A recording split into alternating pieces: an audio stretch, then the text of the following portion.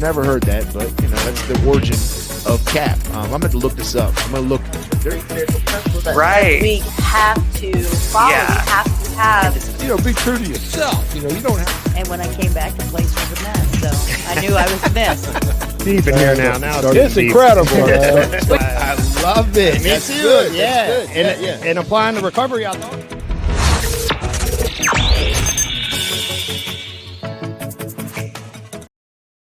Good morning, everybody. Here we are with Kevin, a special guest today. I'm Steve, of course, from Getting the Herd. And Kevin's been on this before, and about 3 years ago.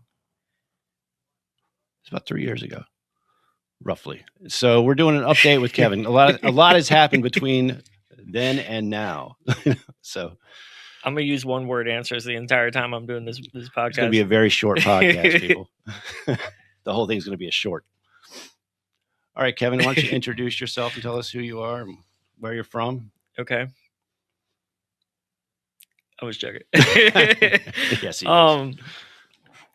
Hi, I'm Kevin. I'm an addict. I'm from Virginia Beach. But that was like my old life. I'm from I think I'm from Henrico, Richmond right now. We're gonna say that. Yeah, you're pretty much a resident now. We're gonna go with that. Mhm. This has definitely become my home. So, what was the other questions you asked me? I wasn't really paying attention. We got your name. We got where you're from. Right? You live here now, I do. and there's been a gap, so you kind of restarted your life. You were here before, doing pretty good, and then Was I there? Was I? I think you were. I don't think I you was. were. And I was just sitting there, like literally, my mindset was like, do you know who I am? Like, do you know who you're talking to? Like, you don't tell me to do chores. I tell you to do chores. I tell you what to do. Right. And that's apparently not the right mindset to have when you're living in a recovery organization that's trying to help you out. So that's one thing I learned. No doubt. Now I do chores. Now I clean the bathroom every morning, or at least attempt to. Sometimes I get a hard time. It's like, oh, well, you haven't done a good enough job, and I'm like, I try. I try my best. So something has changed since you were here before, like inside. Yeah, I mean, I think so. I could tell you a lot of things that changed actually. Right. Well, let's start with a story. Like, you came back here. How long has it been now? Many moons. 9 months or so. No, I've been out of a year. I've been out of CCAP now since May 19th of 2025. Okay. So it's been 8 months Right. that I've been out of jail. I walked out of. I got an Uber back from CCAP in May, Mm-hmm. and I walked out of that Uber, and I went right to the smoke shack and bummed a cigarette. And I had a box of my stuff. Mm. And it was like, I say a box like this. It wasn't even that big. It was literally like that big. Right. And I had like my jail slides, I had a like gray sweatpants, a couple t-shirts, and like a sweatshirt. And I think that's it, So the people out there that don't know, can you kind of explain what CCAP is? CCAP. Sheesh. In your words, just right. Just in general, right? Not like. Well, CCAP is it's prison. They try to say that it's not prison, but I got arrested in December 5th of 2023 for a possession charge, right? Possession of drugs. Yes. Very small, yeah, very Right. small amount, but still Just enough. Yeah, enough for them to oil me up. So I did the RISE program when I was in Henrico East religiously. That was, the godsend right there. Like, I was like, I needed to be there. Finished that up. And then, when it came time for my sentencing, they were only going to give me 12 months, and I had already been there for like 7-8 months like that. And I was like, all right, well, but I had to do like the whole 12 months. So I would have gotten out December of 2024, but I was like, you know, talk to me about CCAP a little bit. You know, that sounds actually like it's not that bad. Like you could go out and like, you know, and make money. Like you could get a job somewhere and you can stack up all this money and you Right. get, you know, to wear street clothes and blah, blah, blah. And that was the mentality. You know, it was like, well, I could go out, you know, it's not going to take me as long for them to come get me, you know, blah, blah, blah. But, you know, in all reality, it that plan was flawed. And it took like a lot longer to get approved for it. It took a lot longer for them to come get me. Like I was waiting down in Virginia Beach jail for 2 months for them to come get me for CCAP. Right. And whatchamacallit?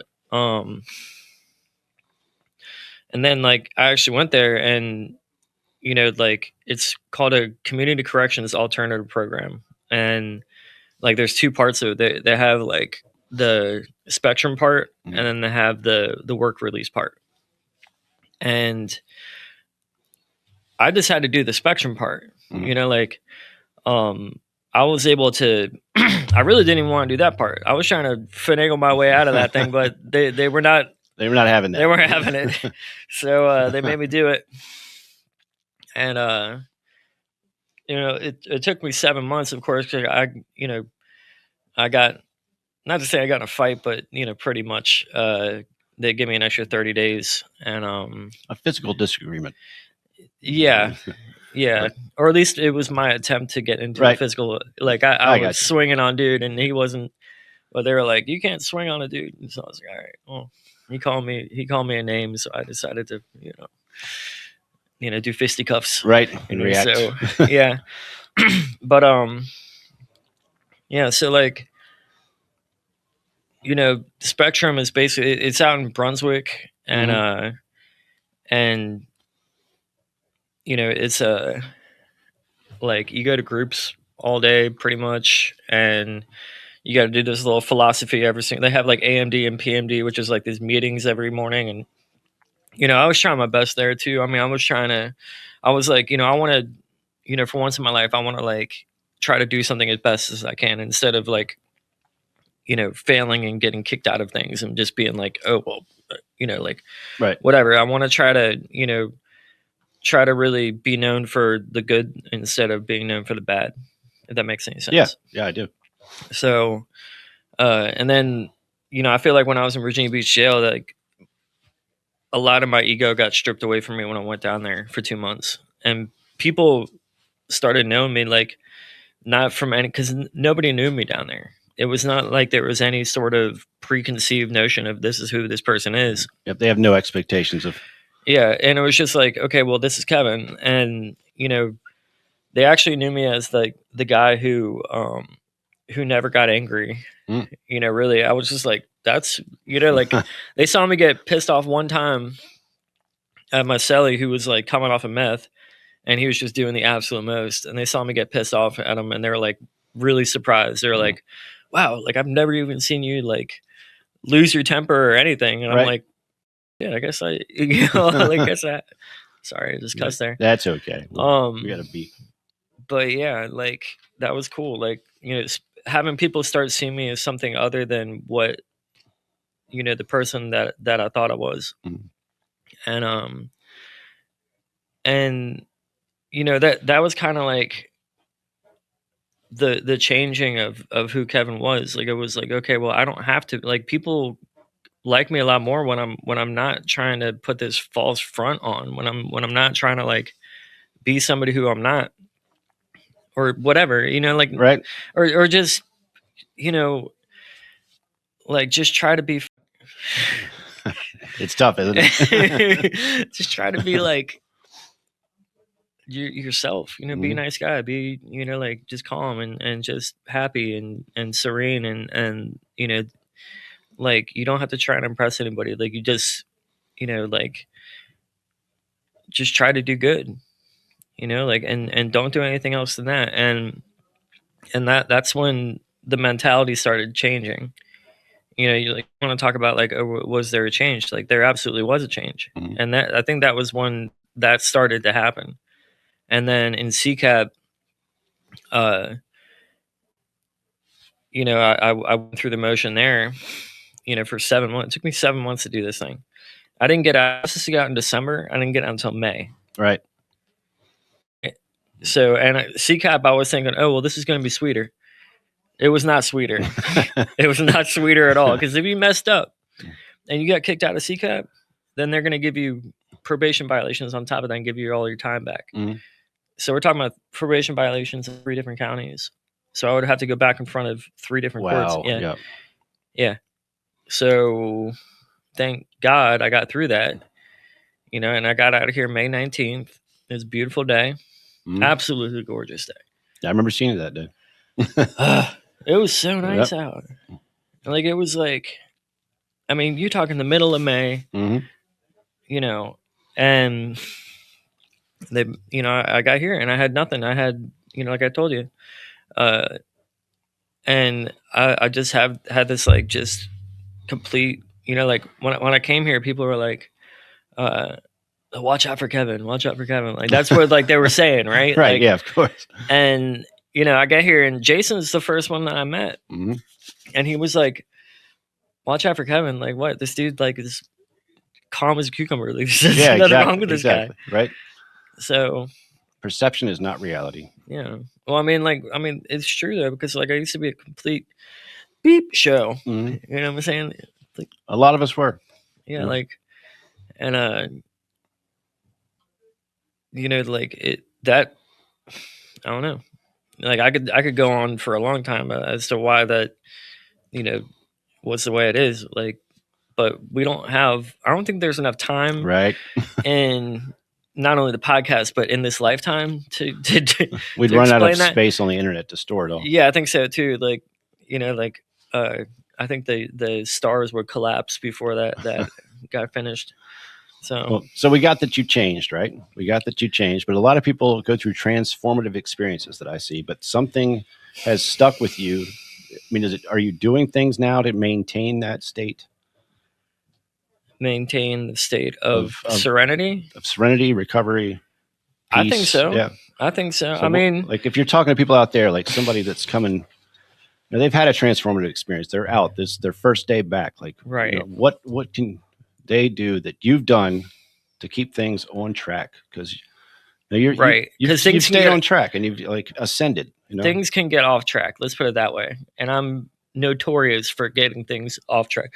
Last time I was here, they said, Kevin, don't move too quickly. Mhm. And guess what I did? I moved like light speed Right. to do all the things. And I literally did. And I was like, well, you know, but you know, like a good friend of mine said, you know, the simpler your life is, the more enjoyable it's going to be. And literally the most important thing right now is peace and serenity. Mhm. You know, like, so if you know, you put too much on your plate, you try to do too much, then it becomes like throughout the day, it's like, oh, I have to do this, boom, boom, boom, boom, boom, boom. You Yep. know, you're always moving, you're always doing Mhm. something, you're always, you know, like stuck to this schedule that you never think like, oh, it's you know, something takes longer than it has to, which is going to completely ruin the whole, you know, Yeah, everything's thing. off track. Yep. Yeah. So, you know, it's like when you reduce the amount of things that you have to do, when you like take those things out of your life and you don't allow it to become too hectic, it's like you have more serenity because it's not like, okay, well, I have to do this, I have to do that. And now it's just like, okay, well, what do I want to do now? Right. You know, and that's kind of like how I've been trying to structure things. Like I do tattoos, and I purposefully tried to like put in blocks throughout the week that I dedicate to things that I want to do for recovery. Like, you know, like come here for John's group, Mhm. or Tuesday nights go to the jail and you know, bring the Right. Henrico, like that's Yeah. the things that are important to me, like that I want to, you know, set time up for. And I don't have to tattoo 24 hours a day. And if I do that, if I focus too much energy on like on that, then those other things like get reduced. Mm-hmm. So I'm literally just trying to like move a little slower with doing things, and then allow more time throughout the week for me to like do things that I want to do. Yeah. And Instead of things you have to do. yeah. And if I feel like I'm getting a little too like much in one area, I'm trying to like, be able to have the freedom to make those changes on the fly like that. Like to be able to like, okay, well, maybe I need to spend less time going to this place, or Mhm. maybe I need to, like, whatever. Right. You know what I'm saying? Yep. But, I've really just been trying to like I said, just move a little slower and not try to put too much stuff on my plate. Like, even though you can do something, you don't need to do something. Mhm. So, like yesterday, for instance, was I have these, like thoughts that come to my head, these ideas, and then like I want to implement them, and then it comes time for me to implement them. I'm like, okay, well, that's probably I probably should probably just not do that. Yeah. Just think about that for a while. Yeah. Yeah, like I don't need to start a whole nother satellite, uh, organization of McShin. But, Let somebody else do that. yeah, maybe I should, try to, do that. So I'll just keep on drawing pictures on people and then come to meetings. Mhm. Basically. I don't know, that seemed like it was a really long way to explain. No, that's fine. It's a good way to explain it. Yeah. I mean, I should probably go back to using one word answers. No, definitely not. So what about McShin do you think has helped you? I mean, you've been here. You choose to come here. You choose to come Yeah, here yeah. on your free time, your off time. You don't have to be here Yeah. as much as you are. And I see that, and other people see that too. So I appreciate that. Like, when I got out of CCAP, I didn't have to go to, like, I was going to move in with my ex-girlfriend. That was a bad idea. Like, I didn't really know what the plan was going to be. I know that I needed to probably start back tattooing at some point. But I chose to come to McShin. And now I'm here. And, like, I like coming here. Like, this is my, I wouldn't be at any other recovery organization. Like, I just think, I don't know if I'm allowed to say this, but I think they're all corrupt in there. I think they're all, like kind of shady, and it's gotten too much. But I think, McShin is sitting here, doing God's work. And, these people here become my family, for real. And they actually care about me. And even though, like, from time to time, like, I'll want to leave or something like that, or somebody getting me on my feelings, and I'll be like, like, I don't want to be here. But I like, I don't know if you remember, but like 2 months ago, I sat there and filled out a whole exit plan. I do remember. You actually signed it. Yeah, I think I should remember it because I did sign. Yeah, and I was like, I'm moving, and then like the last second, I was like, I'm gonna stay here. Mhm. And that's kind of been like how I've been doing things, where I'll come up with ideas and then do everything to implement it, and then at the very last second, just be like, I'm just gonna take it slowly. But I come up here because it's like, what else am I gonna do? You know what I'm saying? Seriously, like, I don't know, like, recovery has just been intertwined with my life. Like, it hasn't been like I have to do this. I come up here because I enjoy doing it. Because that's what you do. Yeah, that's what I do. Like, literally, like, so it's been, so I haven't had to really think about it like as like, oh well, I have to put more time into my recovery. My life is my recovery. My free time, I come up here because, like, I enjoy it. It makes me happy, and I like being around here. So it's just like, it's become a natural thing for me to be able to stay clean because I'm not putting any thought into it. I'm just doing it. Right. You know what I'm saying? Like, and I know that if I stay at McShin, and this might be flawed logic right here, but if I stay at McShin, I know that there's a guardrail in place. Mhm. I know that I can't go to drinking. Right. right? I'm not going to go buy a 12-pack of Heineken Right. if I'm sitting there living, at McShin, and they have me at the step-up house, the nicest step-up house there is, and they put me there really quickly, which is says a lot. Mm-hmm. So, I don't want to sit there and like look a gift horse in the mouth. Is that the right That works. That works. phraseology? That works for you know me. what I'm saying? Yeah. Like, I don't want to, Don't question it. Don't rock the boat when it's going well. yeah, it's they're really helping me out, and now I'm sitting here going like, all right, well, I'd like to put more energy into my recovery Mhm. instead of just showing up here and hanging out, like, and just going to meetings and stuff like that. So, like, now I got a sponsor, Mhm. right? I don't know if it's ethical or whatever to tell you who my sponsor is, but Probably not, I guess. Yeah.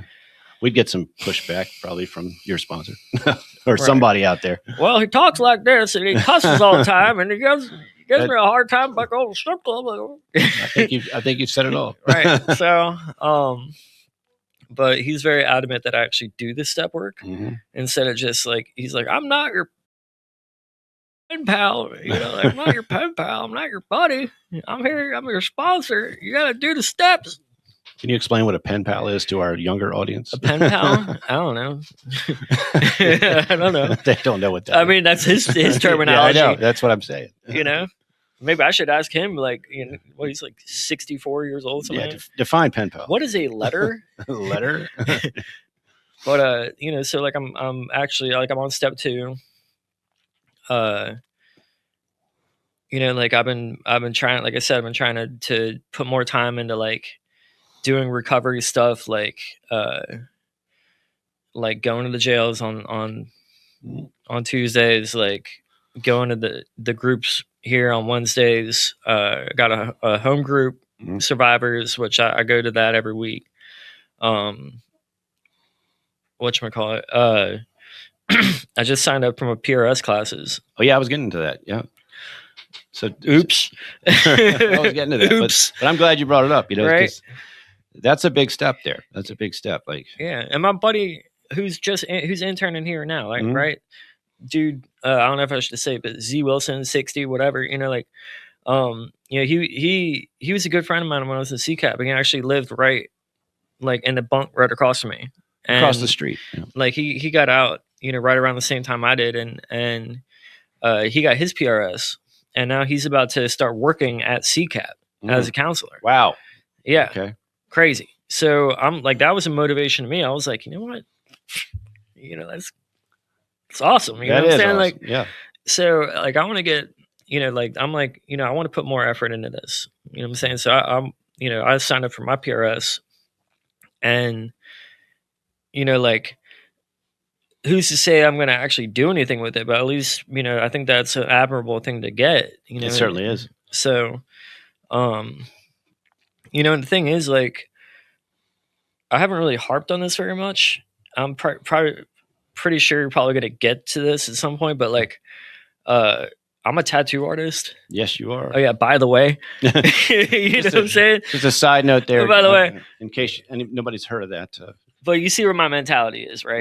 we do. My mentality is mostly on recovery, and oh yeah, by the way, I'm a tattoo artist that owns a shop. Like, to support your recovery rather than the other way around. Basically, You know? basically, I think that's the gist of it, and a lot of people don't understand that. But like, but me having that shop, like, I didn't even want to open up that shop. It took me 6 months to even think about opening that shop because I was terrified of doing it. Because I know that every time I open up a shop, I'd put all this energy into it, and I'd wind up recurrence of use. Right. I wind up getting high again. Mhm. And I didn't want that to happen this time. And so I went a lot smaller than I usually go. And it took me a lot longer to build that up and to actually pull the trigger on it when I did. And one thing that has allowed me to do, like, it's allowed me to keep all the money instead of having to give 40% of it away, which is immediate price increase. But it's allowed me the freedom to be able to sit there and like really dictate my own schedule and be like, okay, well, I don't have to be tattooing 40 hours a week. You know Right. what I'm saying? I can come in there, do like 3-4 tattoos a week, you know what I'm saying, and knock them out, do a really good job, and then spend the rest of my time like on the stuff that I really enjoy doing. Like next week is going to be this PRS training. I think Yeah. it's next week, right? I think so, and it's going to be awesome for you. But it's going to be like a whole week. Yeah, 72 hours. It's not next week. It's a week after that, right? I think so. Right. But yeah. So but the thing is that I could never do that if I was working at a shop. Right. I could never be like, oh yeah, by the way, Isaac, I have to take off an entire week. Right.